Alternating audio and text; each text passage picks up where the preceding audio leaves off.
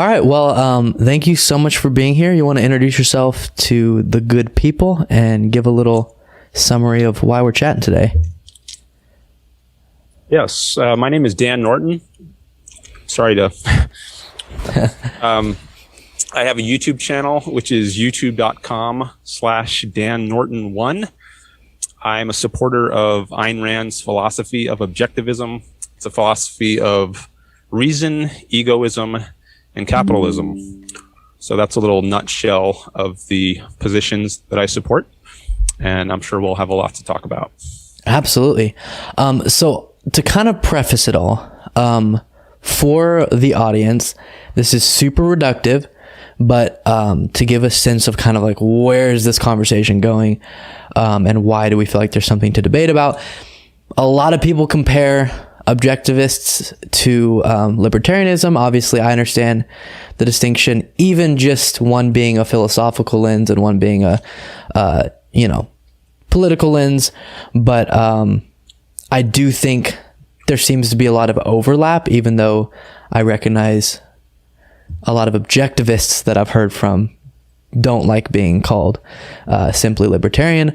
But to give a sense to the audience, definitely a super, super limited government type belief system and all that good stuff. So to give you kind of a feel for where I wanted the conversation to go, I'm not so interested in getting super abstract. We can go there just to kind of, so you can be able to say your piece on what you believe in case anyone's interested. But I'm not too interested in going so abstract and philosophical that we're detached from real day-to-day issues. So you'll notice I'm going to want to keep bringing it back to, well, how does that apply to this set of issues or these certain political topics? So that's kind of a warning on that. But with that being said, I'll just kind of start firing stuff. If you have any big points you want to make, just say, this is unrelated, but I want to make sure I get this in. No problem at all. But initially, I watched a little bit of one of your conversations with someone else and heard you say that you're kind of someone who believes that taxation is wrong / like a taxationist death person. You want to give your thoughts on that? Sure. Just since you mentioned libertarianism, I can just say a couple words on that, in case anyone wants to hear about the difference between objectivism and libertarianism. So one big difference is that objectivism is an entire philosophy. It's not just a political philosophy. So it has views in metaphysics, the basic nature of reality, epistemology, the basic nature of knowledge, views in ethics. Ayn Rand is pro-egoism. And then on top of all of that, you get to her political philosophy. So she has a very robust foundation that underlies and gives rise to her views in politics. It's not just a free-floating kind of system, whereas a lot of libertarians, they just start with the politics as a kind of groundwork right there. That's their axiom, divorced from all the underlying framework which Ayn Rand sets in place. And I think that's one major difference. It's an entire philosophy. Another difference is that a lot of libertarians, they are also anarchists, so that they don't just want a limited government, they want no state at all. And that's definitely not Ayn Rand's view. So some libertarians, they do want a state, so there's variation there, but just want to make it clear that objectivism is definitely not anti-state in the sense that it's thinks there should be no state at all. It's just anti-statism. They don't think the state should be all powerful and dictating people's lives. People should have individual rights and decide how to live their own lives. Right. So that's just a little. I will say, I heard you say that point. I don't think many mainstream libertarians these days are anarchists. I think anarchists are anarchists, but I hear what you're saying, and just think most libertarians are kind of like small government, except for on some things, depending on the particular libertarian. But regardless of the comparison between the two, from now on, I'm totally great just going forward as, objectivist purely. Okay. Or at least heavily influenced by objectivism. There might be some small things where I differ, but that's fine. So you had asked about taxation. I do think taxation is wrong. I think it's immoral. I think it's a violation of people's rights, because it coerces people, and I'm against coercion. Ayn Rand is against coercion. So she thinks that people should have a right to what they produce, and the government should not have a right to coercively take that money away under threat of sending you to jail if you decide you don't want to pay your taxes. She would say that's a violation of people's property rights. So yeah, I am opposed to taxation as immoral and a violation of rights. Right. So then the obvious question is, there are things that a government very effectively provides. I don't know where you stand on different things, but in my opinion, at a basic level, infrastructure, being able to have roads that are already, pre-provided for you, a police department, a fire department, education, all those types of things that even the most conservative people I talk to are usually like, yeah, that's for the good. And that's why most people, I think, accept taxation. We'll get to coercion kind of being antithetical to your whole view in a second, but just how do you respond to the fact that, okay, then how do you do anything with a government? Yeah, well, I think it's important to remember that for over 100 years, America didn't have an income tax. So it's not like the country couldn't survive without an income tax. There were some tariffs at the beginning of the country. There was a little bit of taxation in the 19th century in the Civil War, but then that was repealed and it came back a few decades later. But the country grew tremendously in the 19th century. It was an era of tremendous progress. Millions of immigrants came from Europe to this country. There was 100% mandatory taxation throughout that period. It wasn't until 1913 that there was an income tax amendment, the 16th Amendment. Prior to that, there was little to no taxation. And when it got started, most people, they were paying 0 or only 1% on their incomes, and now we're up to 30% or 40%, depending on your bracket. It's vastly larger. So it's not like you need taxation to run a country. It was a change that came about later in our country's development. But there are voluntary ways to finance the appropriate functions of government, which, by the way, are far fewer in Ayn Rand's view than many people take them to be. So the only proper functions of government, according to Objectivism, are police, military, and courts. In other words, the functions that protect people from force. So you have police to protect you from domestic criminals. You have a military to protect you from foreign invaders. And then you have a court system to peacefully settle disputes among people. But aside from that, there's nothing else for the government to do. I mean, there is a legislature to create laws, but the vast welfare state we'll definitely we have today just doesn't exist. Next point will be even for those things, how do you pay for them? But before we go to that, in the pre-income tax, there was taxes on commodities and stuff like that. I recognize that the government was much smaller and more limited, and so then as people wanted more provided, you have to buy in more, in the form of taxes. So then different ways were introduced, and definitely I agree that we definitely pay more in taxes now, but there was definitely mandatory taxation when you're purchasing items, for example. Yeah, I don't know all the history about what excise taxes or duties or imposts there might have been. So and on properties, I'm not doubting that there were some coercive elements. I'm just saying it was vastly smaller, so you don't need a vast regulatory taxation apparatus such as we have today.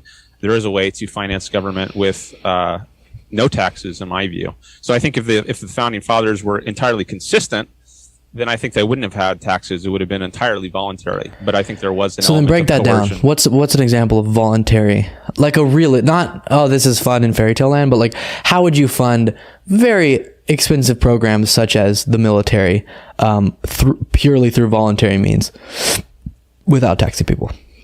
Well, for the military, I think it's important to have a good foreign policy. And if you have a good foreign policy, then which means you stand up for the rights of Americans and you defend the rights of Americans aggressively, then I think military expenses aren't going to be that much. You're not going to be fighting $1 trillion wars like in Iraq to spread democracy to the world. That's not a proper function of the American government. It's not about protecting Americans' rights when you go to Vietnam or something to save some Vietnamese people or whatever from communism, something on the other side of the globe. The only proper function in the military is to protect the rights of American citizens. So if you have a properly restricted foreign policy, then it's going to be much cheaper to fund, and no one's going to want to fight us. I think we're just going to be so powerful. I mean, we already right now have the most powerful military in the world, and I think we'd be even vastly more powerful if we had a stronger foreign policy. I think we're far too weak today. But we have such a dominant military and nobody wants to mess with us because we spend trillions of dollars every few years. I don't think it's necessary to spend as much. I mean, like I mentioned, the Iraq War is, I don't know how many billions. No, there's tons of I totally agree with you of like offensive, completely unnecessary situations where we end up spending, I think you're about to say, trillions of dollars in wars that were not necessary. But let's say you're in the build up to World War II. That's going to be billions upon billions of dollars dumped into your military. And if you do want a powerful military, that means you have to invest in a bunch of equipment. I'm talking billions to trillions of dollars of weapons and training. And right now we have, more than 1 million people in our military being paid to be in our military. And so there's no way either you don't want a strong military or you have to invest a lot in a strong military. I think people will invest what's needed to defend freedom. I mean, it's in their own self-interest to defend freedom. People were willing to risk their lives. Through like donations? Donations is one mechanism. I have a video talking about voluntary ways of financing a government in a free society. Ayn Rand also has an essay about this. Another idea, lotteries, this is one way that's been done historically, which has actually been used by some places. You can have state-run lotteries. An idea that Ayn Rand discusses is paying money to the government to enforce contracts. So if you want to have a contract with someone and then have the government enforce that contract, you could pay a fee to the government. So if there's a breach of that contract, then the government would step in and enforce that. I've heard people say the government could just invest the money it gets in the stock markets, or mutual funds, and then you're going to just build up interest based on the investments. So that's another kind of passive way of getting money. It's interesting because while that sounds like, oh, that's cool, you could have people donate. First of all, who, if they didn't have to, especially if you're tight on money, would just contribute free? Like, we see billionaires, even people who would have the freedom to give a lot of money, go through everything humanly possible to keep every dime of their wealth through hiring, teams of lawyers to work the tax system.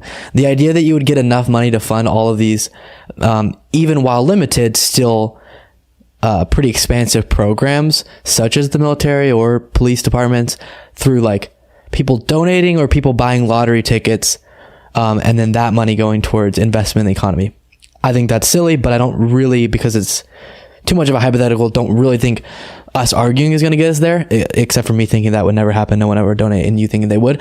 But that does bring me to like thinking of hypotheticals, where, for example, the government's investing their money in the stock market. The stock market crashes. The whole economy collapses, as we've seen happen many times throughout history. What oftentimes, every time gets us out of horrible crashes like that is the pumping of money into the economy by the government. So if that's not a part of your worldview, and the way they're making money is in the economy, what happens when the economy collapses? I'm just taking some notes here so I can keep track. I just want to mention a few points going back to this segment on, you think it's silly, no one's going to pay for this. I think it's important to remember that in the American Revolution, people risked their lives. It was a volunteer army who fought against the British. So if people are willing to risk their lives for the cause of freedom, why won't they risk something much less, which is just some money? I think it's in people's interest to fight for their freedom, risk their lives as necessary, and donate money. And people have done this. And as to making donations, I mean, people give lots of money today to charity, even on top of all the taxes that they're already paying. So I think if there weren't so much tax, people would be more able and willing to donate money. I certainly would be. If 50% of my income is being forcibly taken away from me by the government, I'm going to be much less charitable than I otherwise would. I think it's conducive to benevolence and goodwill towards other people if you're not being coerced.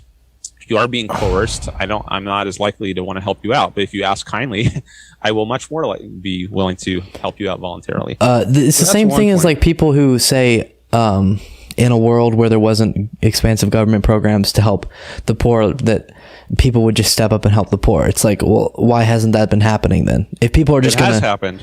If you look at the history of the 19th century, there are things like mutual aid societies. Well, of course. Okay. Much of my family is involved in helping people all the time. So people do it. I'm saying not anywhere close to us snapping our fingers through Social Security and demolishing, elderly poverty and stuff like that. We can make differences, but not eliminate problems through expecting people to voluntarily be charitable. I mean, I think people are going to be much better off if you have a free society than if you coerce. I mean, when you coerce, you're taking money out of productive uses. I think very few people actually need assistance from others in order to support. I think it's a tiny, tiny fraction of people who can't support themselves. You don't need masses and masses of people on the dole. I mean, if we're talking about people with Down syndrome who can literally do nothing, or even them, I've seen people with Down syndrome working at grocery clerks or grocery stands, bagging groceries. So even them, there's a way for them to do something productive to support themselves. I think it's a tiny, tiny, tiny fraction, well under 1%, I think, who need others to help them out. And for that tiny percentage, there's going to be plenty of charity to help them out. So if it sounds like we're in a time that you liked more, why were all of these problems prevalent enough to where people through our democratic process advocated to have a more expansive government? If previous to income taxes and stuff like that and larger welfare programs, people were just magically making money, providing for themselves, giving charitably, why is it that there was clearly all these issues that people screamed at the government through our democracy to address? I think that's a good question. First of all, they weren't magically making money. They were making money because they had freedom and opportunity. I should say magically, there weren't as many people magically, everyone had found out a way to make money. The finding out how to is the magic part, not the making money. I don't think it's magical. It's a free society. It's a free market. If you allow people freedom, opportunities will develop. Figure of There's speech. nothing magical about it. But as to why the government eventually grew more expansive, like in the progressive era and the New Deal era, I think that's probably due to influence of German philosophy. There's a book called But if the problems are going to be solved through a freer market, then why were the problems there in the first place? They're not going to make a government program to solve a problem that's not there. Clearly, they were getting better. The standard of living was improving throughout the 19th century, and I think it would have continued to improve, and it has continued to improve, but at a faster rate than it has. I think we might have flying cars by now, and much better technology than we do currently. If we had stayed consistent with that 19th century model of limited government. So I think it's held us back to shift away to the more government intervention model. We've had massive growth and innovation throughout the last 100 years.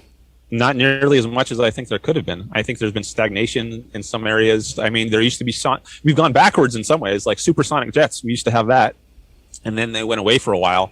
I know someone, actually, I think maybe an objectivist, who's working on a company called Boom, which is bringing back supersonic jet travel. I know someone who works for them. That's crazy. Okay.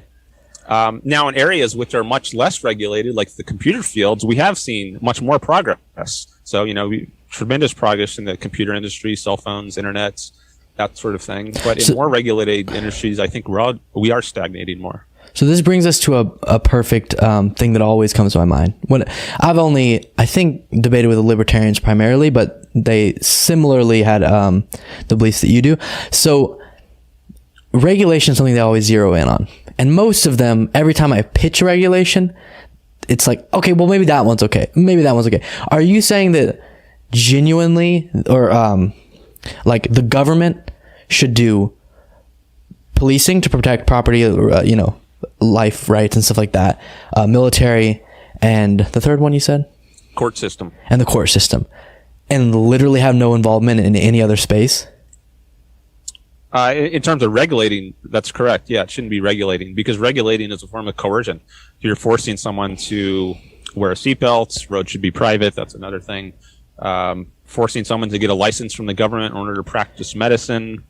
forcing companies to adhere to certain OSHA regulations, etc. There is fraud. There is such a thing as fraud, and that's not permitted. So if you engage in fraud, if you falsely advertise a product, like if you put on you're a food manufacturer and you say this has 10 calories per serving, but it actually has 100 calories per serving, that's not legitimate. You can sue someone for that. You take them to court. So let's take the FDA. There's so many fun ones. Let's start with the FDA. So as long as you're not saying it's 10 calories and it's really 20, let's say it's just horribly poisonous to you. Nowhere on it does it say it's not poisonous. No, poison is a form of force. That's like coercing someone.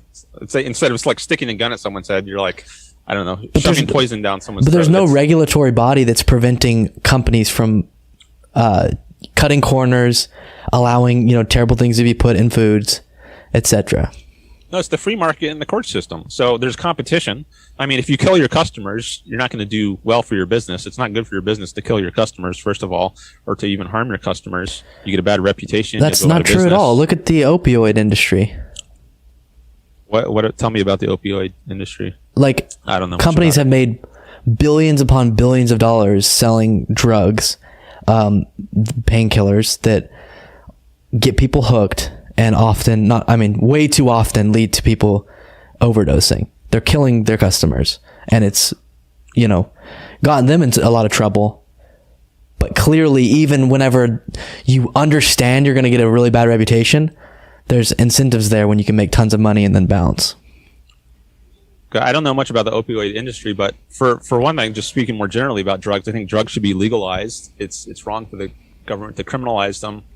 As long as you're only doing harm to yourself, then it should be legal, like prostitution as well, alcohol. There shouldn't be like prohibition for forbidding people from taking drugs that they voluntarily choose. It's not to say it's good things to do, to take drugs or alcohol, but people should have the freedom to do these things. So with opioids, maybe there are some legitimate uses. I don't know if you're a cancer patient or whatever. Oh, there's tons of legitimate uses. I'm just citing that as an example of a company harming its customers. But it still happens, like because you made the point that, well, no, you don't need the FDA regulating all of these products because companies will just self-regulate because it'll help their reputation.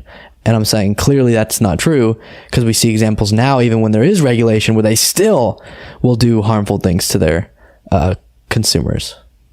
Well, we don't have a free market now, so I don't know if now is a fair example to point to for how it's free market doesn't work.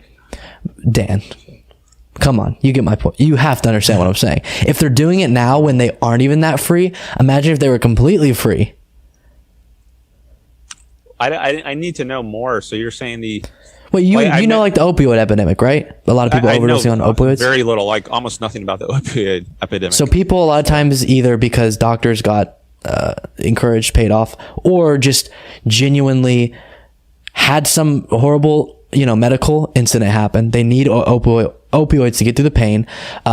Manufacturers of these opioids make them knowingly produce them to be very addictive and massively advertise them, massively push them on doctors so that people will get hooked on them after some sort of medical operation. And that has led to thousands of people dying from opioid overdoses. Well, what is the state of knowledge about opioids? I mean, do you know do people know, or do they have a way to gain access to knowledge that would tell them that, if I take this, there's going to be a risk of me getting hooked on this thing. So I have to weigh what are the risks, what are the benefits. Totally. You can look up all data on all different drugs, very publicly available. Treat people as adults and allow them to make these decisions and say, is it worth the risk to me? Give the potential benefits of taking this.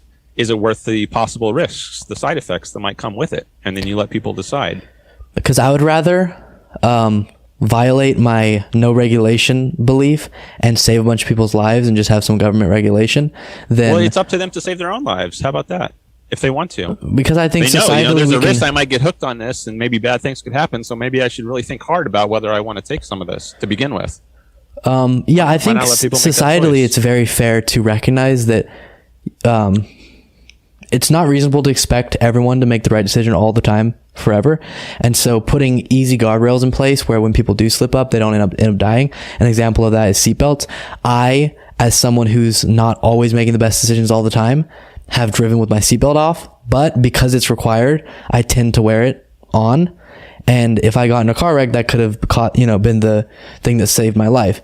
So even someone who thinks of myself as intelligent, thinks of myself as being very thoughtful with the decisions I make, still probably would wear seatbelts much less if it wasn't a law. And that could have cost me my life. So there's easy regulations you can put in place that save people's lives or make them better, that don't violate people's freedoms in any significant way.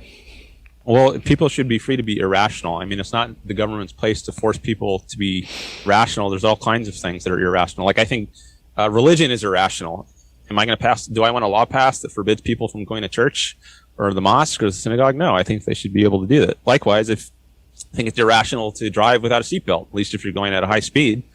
But should people be forced to do that? I don't think so. I think they should be treated as adults, and then, it's up to them. I think it's wrong to treat adults as children and then coerce them. That's imposing your beliefs on them, and I think that's wrong. Okay, so I think the underlying thing I'm realizing is, for some reason, you have like a deep belief in freedom over even what I would characterize as like meaningful freedom, which is your life being meaningfully protected. So an example of this is building regulations, like when I go into a high rise, I'm not worried it's just going to collapse instantly, because I know there's an extensive process to get permitted and all the regulation hoops you have to jump through to build a building like that. In your world, there would be none of that.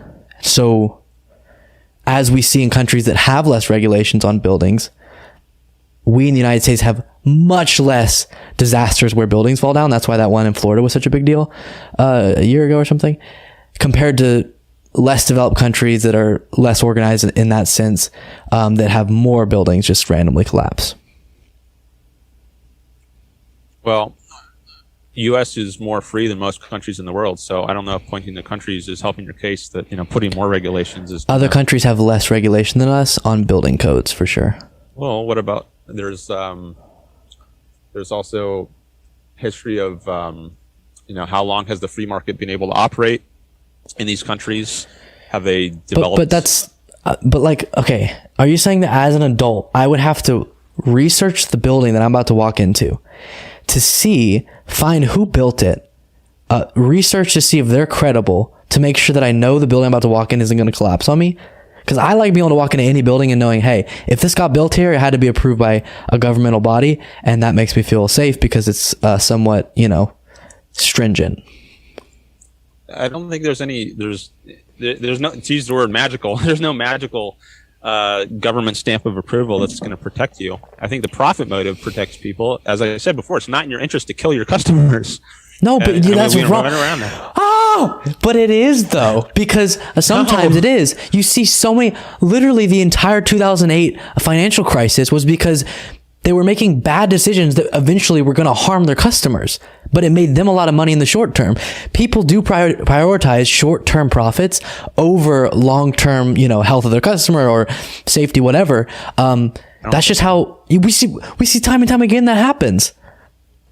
Here's an example that came to mind. Think about all the companies that recall products, like if Toyota or whatever they find there's some defect in their brakes. Do they just ignore that? No, sometimes at huge cost to themselves, they'll recall the product because they don't want their customers to suffer. And, it'll damage their reputation tremendously if they don't take actions like that. Or some bird goes in a toothpaste factory and it flies into the tub and you get a few feathers into like millions of gallons of toothpaste, and they flush the whole thing away and they announce it to the public, put out a press release to show how concerned they are about the safety of their customers. That's an example of a company doing good things, and that doesn't make a rule, though. I just showed you the exception showing that the rule is false. Well, there isn't a rule that companies just do what's best for their customers. But there's an explanation. The entire fast food industry would not exist if that was true. No, fast food.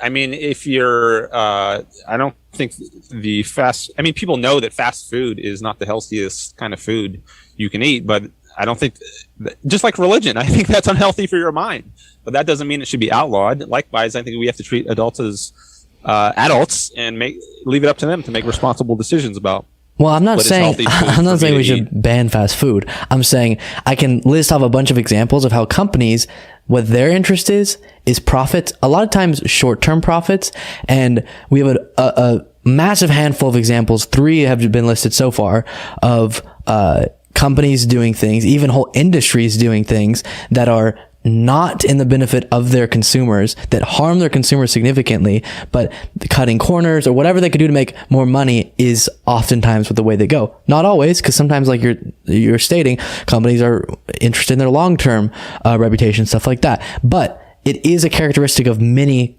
companies that operate within a capitalistic system to try to make a bunch of money in the short term and cut corners to do so, leading to their consumers being harmed. And so then I'm saying, in some scenarios, I agree with you. Fast food, is that the best health decision for you? No. Do I think people should have the freedom to make it? Yeah. I mean, is there lines? I think regulating like how much sugar in the drinks and all that is fair. But generally, you can recognize fast food's bad for you, but still let it exist, as you said, with alcohol as well and all those things. But when it gets to such an intense level, like, and this is just societally we choose where the line is, like building codes, where I am willing to roll the dice on my decision making with what food I eat and the long-term effects of that. I'm not willing to roll my dice on if I walk into some random building and haven't done my due diligence on who built it and get crushed. Yeah, I think it's the same principle. I think the same thing that protects you in the case of food is going to protect you in the case of buildings. I don't see a principal difference there. I mean, it's not in the interest of the food company to kill you, and it's also not in the interest of the building company to kill you. And you've mentioned short-term profits a couple of times, and I think the word short-term is key there. You're not going to do on the long term if you cut corners. The free market is what weeds those people out, those fly-by-night companies that do try to engage in bad practices and take advantage of people. Those people get weeded out. That's what the free market is excellent at. And we don't have a free market today, by the way, because there is so much regulation. I think actors like that would get weeded out much better if we didn't have regulatory apparatuses. I think Bernie Madoff might be a good example here. He was caught eventually, but I think he could have been caught a lot sooner. I think it was someone I believe wrote, I think I heard like 3 times to the SEC about Bernie Madoff before he was actually caught.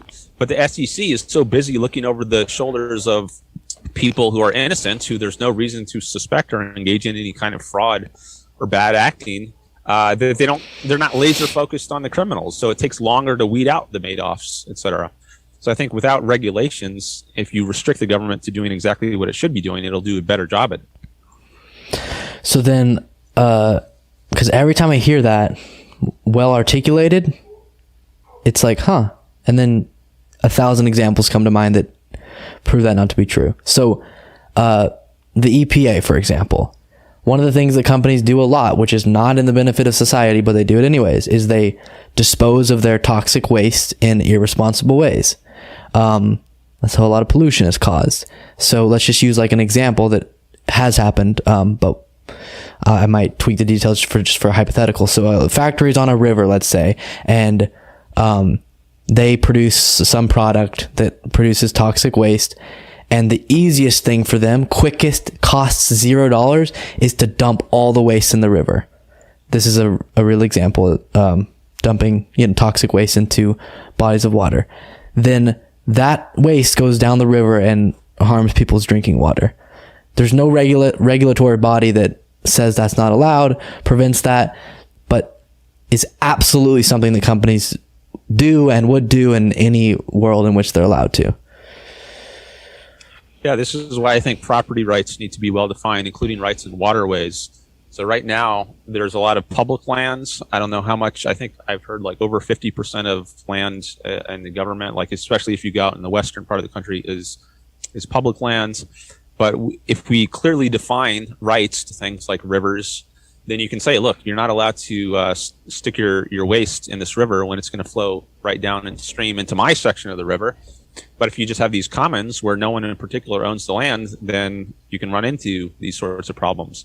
So I think the solution to this is to clearly define property rights. And then if someone violates your property rights by doing some kind of physical damage to it or polluting it, then you can take them to court and sue them. But it wouldn't be violating. Okay. That wouldn't be violating property rights but I get what you're saying. So then someone would own the river or at least part of the river. And that's who it would. Does this not make you feel at all like, oh, that's a little silly? Genuinely, that's like, silly? Oh, that world sounds perfect. Where like I walk into a doctor's office and have no clue. Like I'm going to have to interrogate/investigate this doctor to make sure they actually know what they're talking about, because there's no, state body that's giving them a certificate that recognizes they have the proper amount of knowledge. No, there can be certification, but it doesn't have to be done by the state. I mean, there already are things. I don't know if the Better Business Bureau is one of them. There could be rating agencies, consumer reports, things like Yelp. You can have all kinds of mechanisms where you're rating things, so you don't have to become an expert in whatever field it is. You can just look for, does someone have this stamp of approval from this body that's been around for decades and has acquired reputation for, saying someone is a legit business person in whatever field they are. Then just like with McDonald's, I mean, that's a brand that's been around for decades. And when you see you're going to McDonald's as opposed to, Joe's Crab Shack, and you have no idea who Joe is, you might have more confidence because the brand has been around for decades. They've sold billions of hamburgers, as they announce on their sign out there. And likewise with going to a doctor, you see this guy's been to Harvard Medical School. Harvard's been around for centuries. You acquire a reputation over time. So you don't have to become an expert in the field yourself, but you can look for indexes of expertise, such as, where someone's been to school, whether they've been licensed by some board. Doesn't have to be a state board, but it could be some board that's acquired credibility over a long amount of time. I mean, a great example of this is, again, the 2008 crisis. There were private rating agencies that were rating them not very accurately, causing people to get loans that weren't at all what they should be getting a loan for. I don't know. I just think, to me, this is the same vibe I get from communists when I talk with them. It's like every problem, just because it's a fun hypothetical world, would have a magical solution. When you look at like an example of a market operating just in a free way, people, not saying it's completely a free market, but I'm saying the free aspects of it still open the market up to massive problems that can only be solved through the societal body that we call government, that kind of has ultimate authority over the private sector. So it's like, not ultimate authority, but you get my point, is able to regulate the private sector. And so it's like assuming that all of these things that went bad that caused us to create regulations for them just wouldn't happen because it's a magical, sorry, not that word. It's a fun, hypothetical, objectivist world is super naive to me. It's the same reason like communists think that everything will just work, even though it time and time again hasn't. It's the same vibe I get from you. Yeah, I don't buy that this is just a complete fairy tale sort of system. I mean, I think history bears it out. The more free countries there have been have done better than the less free countries. North Korea versus South Korea, East Germany versus West Germany, Soviet bloc versus the Western bloc. United States in the 19th century, I think, was growing very well, and there was tremendous progress in that area. In that era, tons of inventions. You had, it was so horrible that millions of people from Europe were immigrating here. Again, that's like the most black and white understanding. Either you're completely free or completely oppressed and under an authoritarian state. Yes, I agree that North Korea is worse than in the way that people are treated than all the Western countries. But also going all the way in the other direction isn't necessarily the solution. Like, let's have absolutely nothing or an authoritarian government. Like, that's our two options. Well, there are certainly degrees, but I'm saying the more free a country is, the better it's done. And I think various examples, these countries are all on spectrums. South Korea is not perfectly free, but it's, much more freer than North Korea. It's probably not as free as the United States, at least during certain parts of its history. But I think if you look at the broad sweep of history, what you find is that the freer countries have done better. They've prospered more. So I don't think this is just like some detached from reality, pie in the sky fairy tale that there's no historical basis for. I think history actually backs it up, and it shows that the more you coerce, the worse things get. With like countries like Soviet Union or North Korea being at the extreme end of that spectrum. So that I'm so happy you said coercion. I forgot to bring that back up. Okay, so I agree that more having free societies is amazing and lead to the best outcomes. It's just how are we defining free? Because I think a lot of times the more libertarian, small government, and then in your case, objectivist thinking makes you go, oh, I don't like coercion. I don't like the lack of freedom. So I want, but you only define that as the government putting that on to people.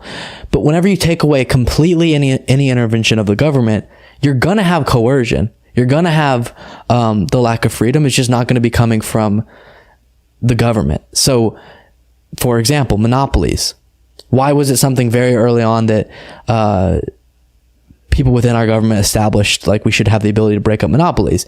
Because you see a situation where even in a wonderful free market, companies are able to consolidate so much power that they now own that industry, own that market, and no one can compete with them. Little small businesses can't even try.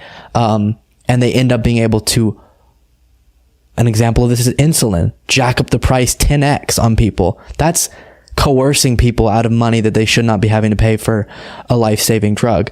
And so now you're just having a company coerce you for your money instead of the government. Now it's coercion through, insulin, not taxation, but it's coercion nonetheless. So I think that's kind of where the disconnect is you're going to have a situation if you just leave all the other powers besides the government to do what they wish, where people get oppressed, people get coerced, and people lose freedom. It just isn't coming from the government. Okay, so I think we might have a difference here on what coercion means, because I think coercion necessarily requires physical force, and that doesn't happen, in my view, when a company is simply making a trade. Maybe you don't like the terms of the trade. Maybe you think it's they're charging too much for whatever they're proposing to trade you. But if they're not using physical force, if they're not threatening you, then they're not coercing you.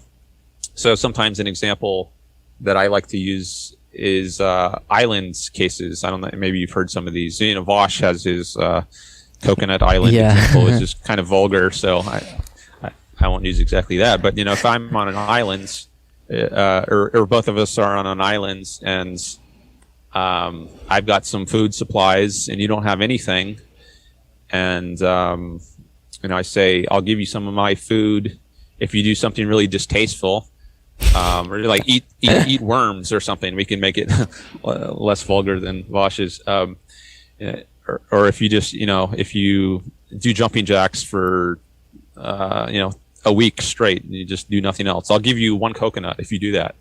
Am I coercing you? I don't think so. I think you could say I'm a nasty person for making such an offer, but I'm not coercing you. I think I would be coercing you if I threatened you with a stick or something. I was threatening to beat you, or if I actually did beat you, then I would be coercing you. But if I just make you an offer which you don't like the terms of, I would say that's not coercion. So it's just force, and that then I understand your definition of coercion, and I can apply that to your previous statements. But that to me just makes it further obvious that this is an unrealistic and not logical worldview. And the reason is here, if I'm saying meaningful coercion or to me the lack of complete freedom, but let's just use coercion for a second. If it's you and me on an island, you get there after I got there, and I have all of the food, and then I say you have to work for me indefinitely, as much as I want, whatever I want you to do, if you want me to feed you. I'm the only person who can give you food. I'm not threatening you with violence, but you're gonna die if you don't have my food. So it's Maybe. What do you mean maybe? What you gonna do? I could Eat fish the for sand? myself. Imagine I'm the only one there myself. If I'm there myself and there's no one else, I'm going to have to do something. Now, maybe if you're also there and you've been there for longer and you've already found a way to support yourself, you can make it easier for me by offering me a trade. But the default is me versus nature. It's man alone versus nature. So I can take my own risk and I have to take my own risk if they're all alone. But I'm not being coerced. What if I'm there just by myself? There's no one else on the islands. I have no choice but to try to fish or find some berries or something. Am I being coerced? I think you missed. I'm not talking about a real situation where we're on an island. I'm saying here's an example of your only option for food is me. But it's not. Regardless of no. This is like when people don't. Right, this is like whenever you give some hypothetical and you're like, hey, what would you do if you had one bullet and had to kill this person or this person? And you're like, I would shoot through both their heads. It's like, well, that's not the point of the hypothetical. I'm saying if we thought of a situation where I was the only person who could provide you food. Okay. And then the scenario I just played out. You have to come to me for food. That's the hypothetical. Then I'm not violently threatening you, but you are coerced to do what I want you to do. Is in my opinion. Why? Okay, so you believe you believe that wouldn't be coercion. Yeah, if you're just making me an offer, which might be a really nasty offer, but you're not threatening force, you're not doing anything physical like harming me with a stick, then you might be a nasty person, but I'd say you're not coercing me. Okay, and I'll completely accept that that's your definition of coercion, and that to me says for some reason you value a very unique definition of freedom and a very unique definition of not having coercion, and in such a way that you want to create a world where those things are in the place you want them to be, but that wouldn't at all be the best outcome for society. It would just somehow check the box that you want to check for no conceivable reason. Like if that's the definition of coercion and you don't want anything's fine unless it's that, then you're going to have a devastating society. Unless it's that. I'm saying within the coercion conversation. Sorry, go ahead. I mean, coercion is one bad thing, but it's not the only bad thing. Like I said, you might be a nasty person for making an offer like, I'm only going to give you some food, assuming you're the only one. If you have the food and you say, I'm only going to give you some of it if you eat some slugs or something, you're probably a nasty person. So that's a bad thing. Coercion is also a bad thing, but it's not the only bad thing. Well, I'm not saying, I get what you're saying. It's not talking about morality. I'm just saying that from the perspective of what the government should and shouldn't be doing, if you're saying that, like, I would rather there be some level of, I think a better society is formed when you allow some level of threat of force. That's the monopoly on violence that people talk about with the government. And that yields the best outcomes. It's only if it's through a democratic society where you're able to check that government that has a monopoly on force. But I would much rather there be some level of the threat of force in life and that level of coercion than all of the other forms of coercion that I think are coercion that don't technically fall into the threat of force. I mean, I think it's important to have a clear concept of force. And one thing that I'm concerned about is when you expand the concept of coercion in the way it seems you might want to, then a lot of things end up being called coercion that I don't think are, but then by calling them that, they become justification for doing things that I think are bad. So like if you think it's coercive for a company to charge a certain price for gasoline or food or whatever, now because we've called it coercion, now we can coerce that company into lowering their prices, or else their CEO is going to have to go to jail or whatever. So we're licensing actual coercion under the pretense that they are engaged in coercion. So that's one thing I'm concerned about here when you have this expansive concept of coercion, which is not clearly defined, and which I think is very vague. And there's not going to be any clear way. What you might think is coercive.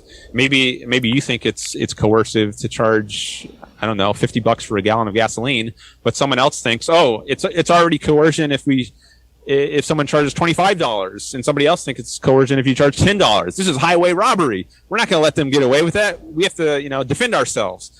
And so there's no clear way to draw the line. But if you have a clear concept of coercion, which I think Ayn Rand does, which is actual physical threats of force, then you have an objective way, a principled way of settling these kinds of issues. Otherwise, it's just deuces wild. And I'm totally fine defining coercion as whatever, as anything. So if it's, for the purposes of this conversation, if we just want to say it's the threat of force, is that what you said? The threat of force or physical force? That's fine. And that just makes it so clear, in my opinion, to everyone that clearly that has to be prevalent, because all these other bad things, or has to exist. Some threat of force has to exist for a society to function. Otherwise, all these other horrible things are going to happen. And that's where kind of like, I understand why you need to define it like that, because then that's the thing you're trying to avoid in your ideal society. And I'm just saying, when it is defined as that and you're trying to avoid that, you end up in a situation where you're expecting of a person existing in society to do an inhuman amount of work on a daily basis to stay alive, to make sure that everything is safe in their life, when you could just outsource that to the societal body that we all buy into, kind of we all within the social contract buy into, that can take care of that for you, so you can live a more free life, free of the burden of having to constantly wonder if your doctor's actually certified, constantly wonder if the building is safe that you're walking into, constantly, as we go on. I mean, I think that's a straw man position of what I'm advocating. I don't think there is a need to constantly be worried and wondering about whether the building you're in is going to fall. Just as, already there's no constant worry that, the shoes I buy are going to, the soles are going to fall off of them, even though we don't have a shoe agency like we have an federal and drug agency. I mean, there's tons of products that are not regulated by the governments. And as I said, there is the competition effects. You weed out bad actors over time, and if there is even with that going on, you still have some bad actors trying to cut corners. These people can get caught and thrown in jail, fines. So, but I don't think what would they get thrown in jail for? There was nothing they did wrong. They just cut corners. They're allowed to. They didn't violate any law. Fraud would be a jailable or at least finable kind of offense. Like the thing about false advertising, if you say your product has 10 calories per serving, it actually has 100, that would be a form of fraud. Right. But and in my system, I'm not referring to that, you could be penalized for that. So right. I don't think there is going to be this constant need to worry about all these things without governments, regulators coercing people. So, to be clear, kind of the difference in our two worldviews. I obviously don't think regulation is all good or all bad.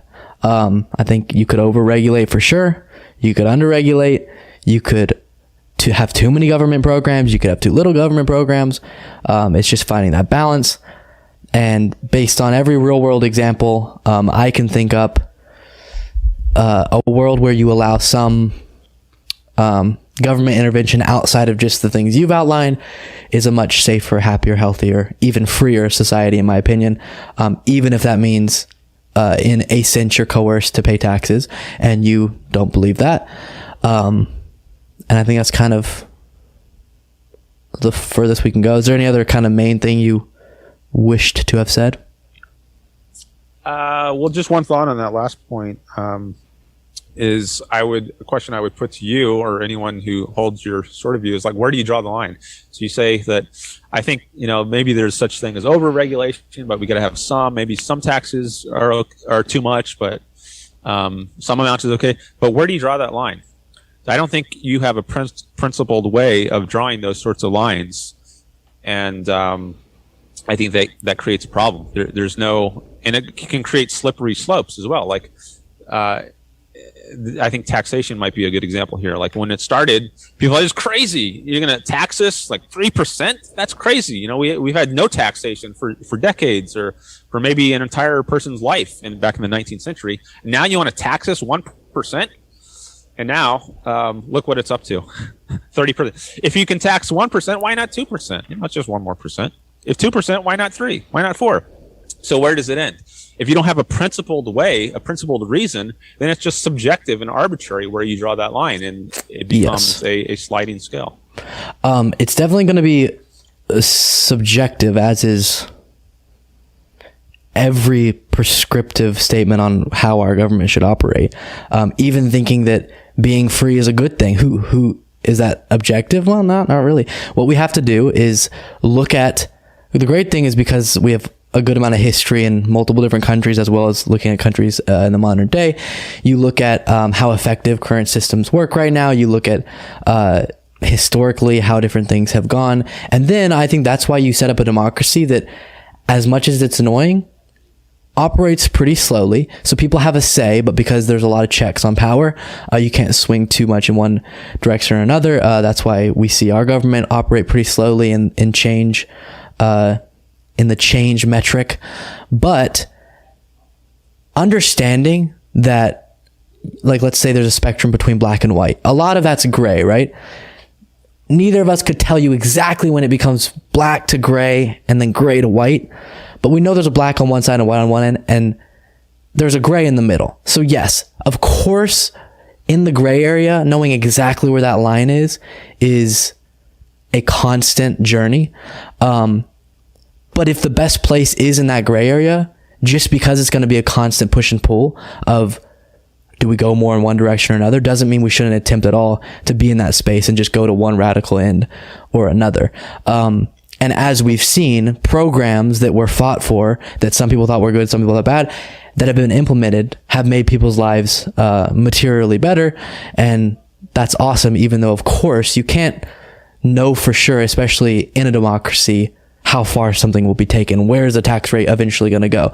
It's relating to the times, the available research you have on the effectiveness of a particular thing that you're proposing. And different times call for different levels of response. So back when when America was under the current sets, of conditions that it was in the time that we had lower taxes, maybe that was the best option. And then we move forward, times change, and we feel like, hey, income inequality has gotten, even larger. Let's tax the top a little bit more.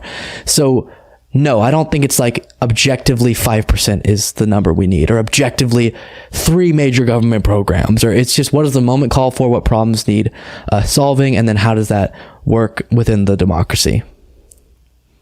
Yeah, I don't think you have any way to decide that. I think it's democracy, arbitrary. No, democracy is mob rule if it means unlimited majority rule. I don't think the majority has the right to vote away the rights. And that's why you have a constitution that sets up a situation where there's checks on power, and the majority can't just rule completely. That's like what the Senate does. So if you have a majority, yeah. Well, I think how do you decide what the majority should be able to vote on? So, like, what if the majority wants to enslave representatives? They don't vote on particular issues. They vote on representatives. And if you were in a society where they did that, that would be horrible. Just like how if you were in a society that wasn't a democracy, a dictator could decide to enslave everyone. Yes, you have to have some buy-in to the concept of the Constitution that establishes that you can't violate people's rights to that extent. Well, how about taxes? Should people be able to violate rights by taking away 80% of your income? Should that be subject to majority vote? So if majority wants to take away 80% of your income, but within the creation of the but whenever you're establishing the country that you're going to then have people buy into, and the concept, at least in the example of America and all the countries I'm aware of, you put within that body of work that establishes what people's rights are, that it is not a violation to tax people. It does lay out that Congress has the power to tax. Yeah, that's part of the original Constitution, Article 1. I think Congress has the power to tax, and I think that's a problem. But I don't think just because something is allowed by a Constitution doesn't make it right. I mean, slavery was allowed by the original Constitution, but does that legitimize it? I don't think so. I think there's and neither does like any philosophical lens absolutely relies on or belief, people also buying into that philosophical belief. So yes, if we're in a society where people believe slavery is not a violation of people's rights, whether it's a dictator who believes that and they make it happen, or it's a democracy and they make it happen, it's going to happen. That's horrible. There's like literally no way to prevent that through any philosophical lens. Well, there are times when pretty much everyone thought slavery was okay, and everyone would try to enslave everyone else. The concept of individual rights, I think, wasn't really discovered in a major way until John Locke which was the 17th century. And then on the basis of his ideas, the founding fathers of this country set up the United States. But I think there is progress that's been made in human understanding of what a proper sort of government is. So I think, yeah, whatever philosophic ideas are common at the time, that's going to influence, of course, yeah, we agree on that, of governments that people bring into being. But I think there are objectively better and worse governments. I agree. And I think, looking at history and having a certain theory of ethics, we haven't talked much explicitly about ethics, but I think that's key to understanding what a proper political system would be.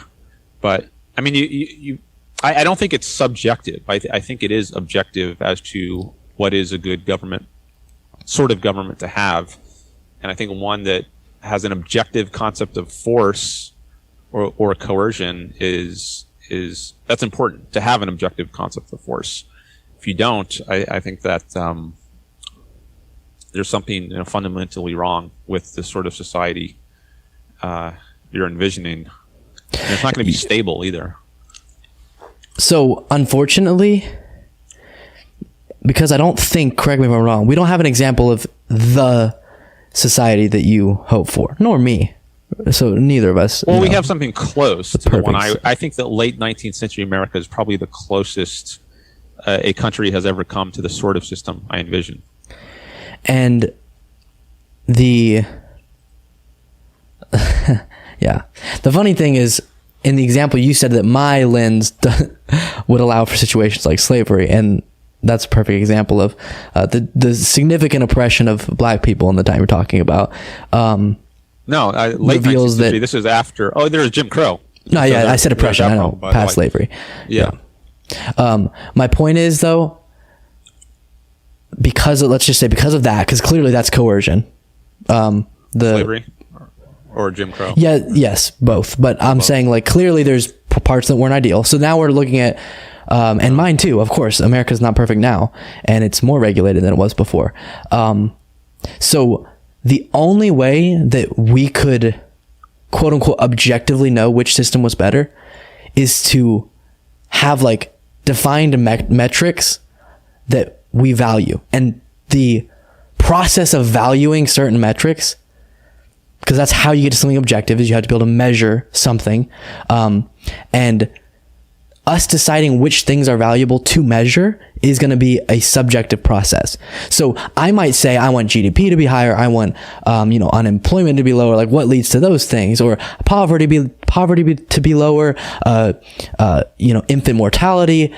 And you might say, well, no, those aren't the most valuable things to me. These are. So what you value is completely subjective. And that's why saying objectively this is a better society rarely works, unless it never works. That never happens. You're raising a big issue, and I think it's an important issue, which is objectivity. Is there such a thing, or is it all subjective in the final analysis? Ayn Rand has quite a bit to say about that. Especially one place is in her essay, The Objectivist Ethics. She tries to give a objective theory of value in general, not just what is the proper form of government, but what is an objective value. And one way she tries to solve this is by saying that the concept of value depends on the concept of life. That's where there wouldn't be values without life. If there were no living things, if there were just rocks or, water, air in the universe, and there weren't any living beings, there would be no values, because values presuppose something that an entity that is capable of valuing, something that can act for the sake of things. And a rock is not acting for the sake of anything. It's not trying to do anything. But living things do try to do things. Namely, they try to live. They try to stay in existence. So this one difference between living things and non-living things is living things they can go out of existence. So if a living organism doesn't take certain actions, if this plant doesn't turn its leaves to the sun or reach its roots out to get some water, it's going to die. But what does a rock have to do to survive? It doesn't have to take any certain action. It just has to not be impinged by certain external things, like not get pulverized by a glacier or something. But absent external forces on it, it doesn't have to do anything positively to continue in existence, whereas living things do. We have to eat. Human beings have to get shelter in certain circumstances, at least. Food, clothing, shelter, and to make their lives even better, they have to do things like build technology, create medicines. There are many things that objectively they must do if they're going to stay alive. So I think by seeing values in the context of life, that could be one way to lend some objectivity to the notion of valuing. There's much more that could be said about this, but that's just a little hint about how Ayn Rand solves this issue. If that's true, and the core purpose of life is to stay alive generationally, so it's often to reproduce with, with animals and stuff, and so it doesn't at all compute, because I guess some people would say, no, the way that you find objective values is to look to things that exist, whether or not we're naming it and defining it. And an example of that is like the biological will to reproduce. Okay. So instantly you can understand why that's not even accurate. I don't even know if this is the point you're trying to make, but kind of see how this hits you. In a society where you were really just trying to keep the society going, you could do some horrible things to make that happen. If you were just trying to, reproduce the most, generationally exist for the longest term. This could include, prioritizing the life of people who have the best genetics and all of these things and are the most fertile, and violating other people's what we now define as rights to that end. And that's why people throughout history have believed in horrible things like forced castration and stuff like that. And so some people value a super strong, healthy, genetically genetically dominant society. And that would lead to horrible things in my value system, because I value individual rights, but that's not objective. One's not objectively better in the sense of, which value is the correct value. It's just different value sets. So this is all subjective. Once we define what our values are, then you can objectively measure.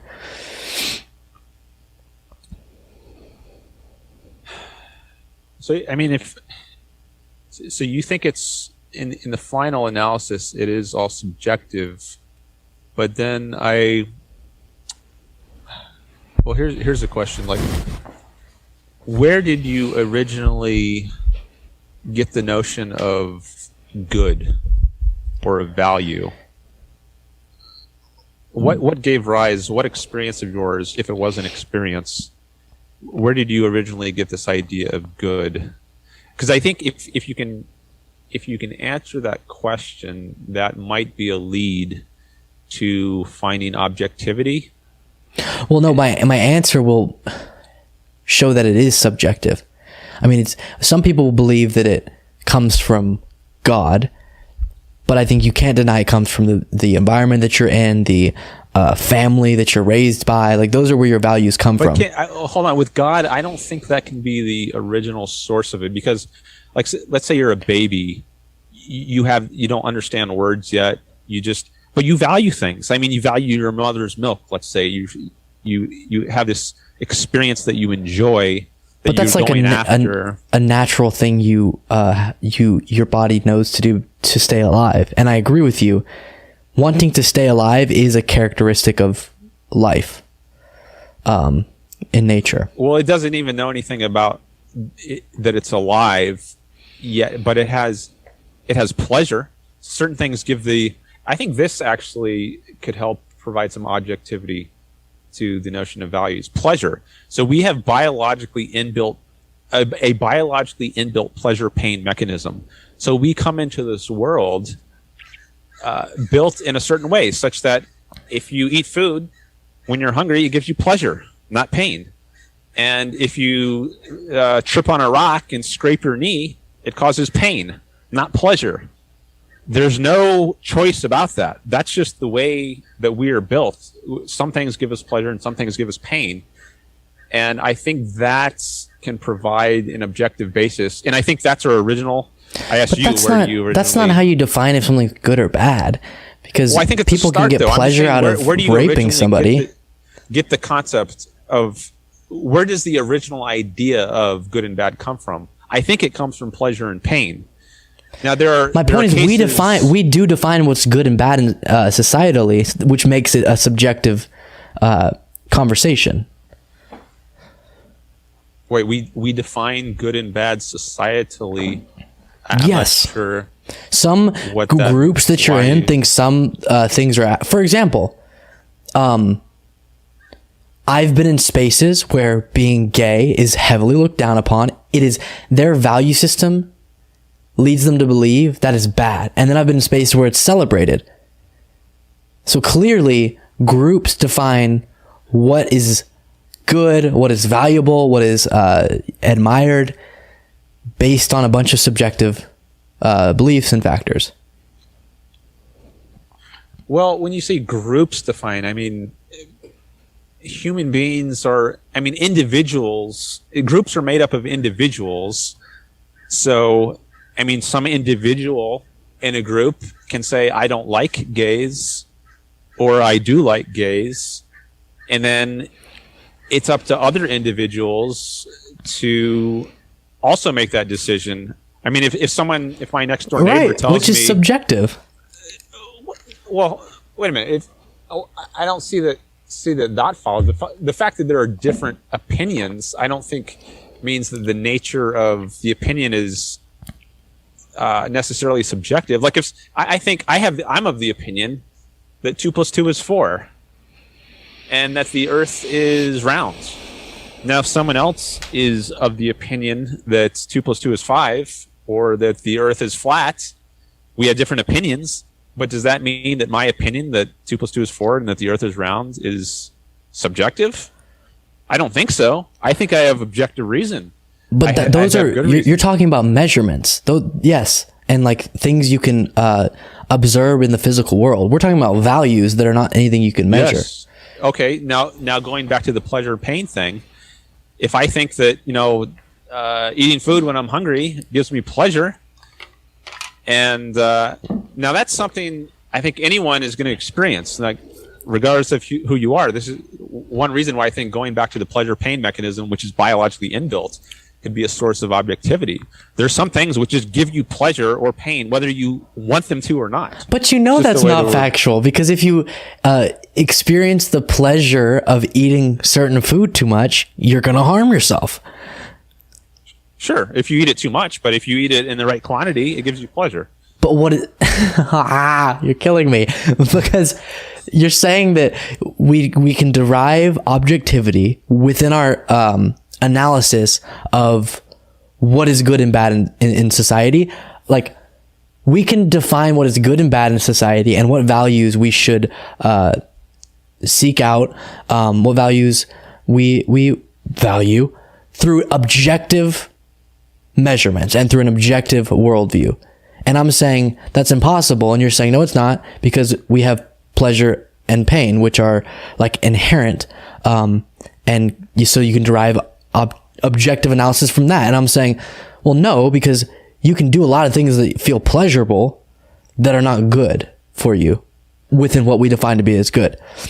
There's a disconnect between the objective stuff that you're talking about and how we decide what is valuable and what is good and what is bad in society.